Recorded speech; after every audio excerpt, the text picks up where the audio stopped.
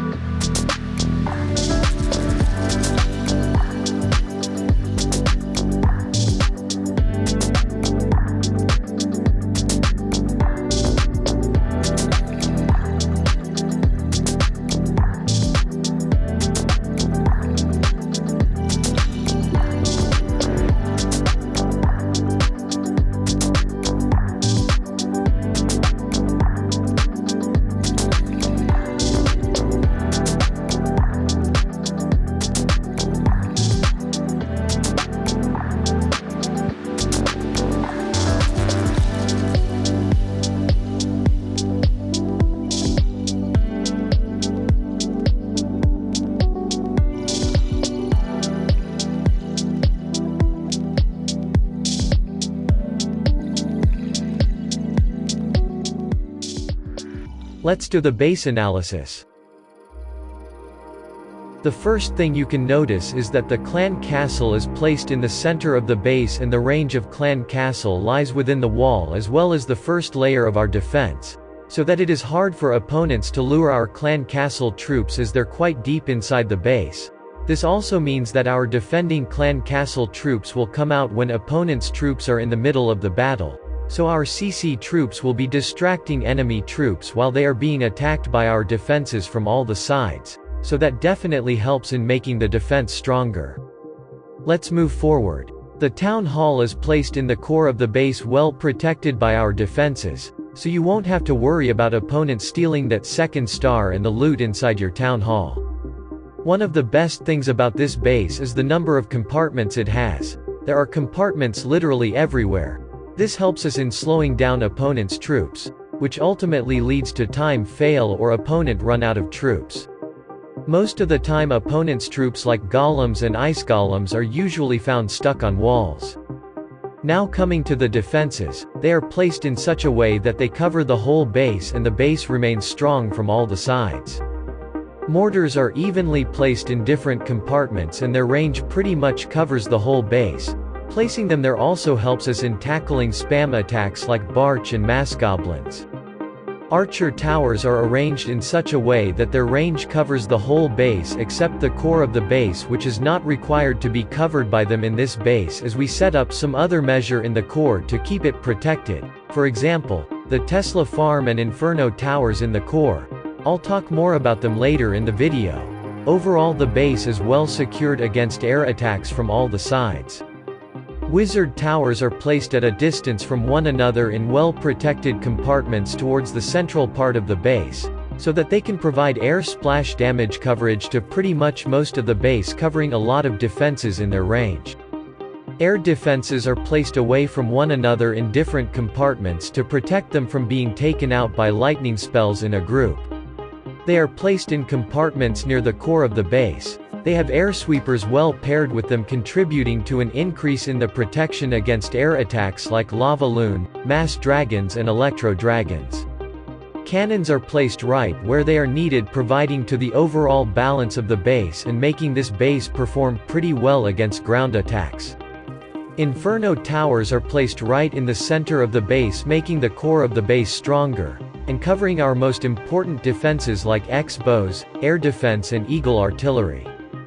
Inferno towers are set on single target since they are better off against electro dragons and other high hitpoint troops like golems and P.E.K.K.A.s. X-bows are well protected in these 4 well protected compartments, and they are set to both ground and air, because as per my observation I was getting attacked by both ground and air armies. Setting it on ground only just for the increased range isn't really worth it. Coming to the heroes, this is where some people end up making mistake and underestimating their effectiveness. They place them in some random place, but I've placed our heroes in these spots for some reason. For example, our Grand Warden behaved like a defensive building while getting attacked, so I've placed it in a well-protected part of the base, and the Barbarian King is placed at this spot in order to prevent it from getting lured out of the base to be killed easily. Since Barbarian King is hard to lure and kill, he will later help us in defending against opponents' troops by distracting and killing them while they're in the middle of the attack. And it's pretty much same for the Archer Queen, as it's placed in this central compartment of the base and is combined with other defenses, like air defense and X-bow for better effective defense against air attacks. Now, coming to the storages, they are placed in different compartments. Unlike the bases you usually see where most of the storages are placed in a single compartment. Each storage is placed in a different compartment. That means the opponent has to take out the whole base in order to get all the loot.